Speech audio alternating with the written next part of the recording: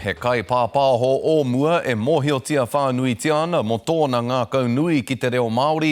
Me te aha kātahi tonu nei a Kingi Kiriona ka kopaua ki te poari o whakaata Māori. Hei tā tātou tūte tōranga pua e kura, ahakoa tana tātā i a whakaata Māori i ngā wā o mua, kua kauneke whakamua a Kiriona i taua wāra. Hei tāna i naia nei, e rika ana ia ki te mahitahi ki a whakaata Māori, ki te whakarite i te ara ki ana mata. Ko ia te mema hou kua whakaritea mo te poari o whakaata Māori. He tangata e tino matatau ana ki te ao pāpāho Māori. E hariko ana, engari e hariko ana i runga i te ngākau whakaiti, me te ngākau pāpaku.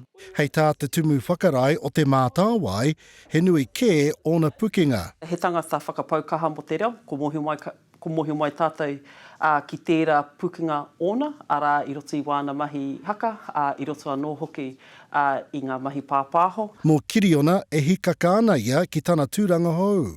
E mōhio anau ki te nui o te mahi kai mua i te aroaro, kai reira hau mā te mātāwai, nō reira kai reira hau mā ngā iwi, kai reira hau mo tō tātou reo Māori. I te tau i tuai te matatini i o tautahi, i tito ia i tētahi haka tātā nei i a whakaata Māori.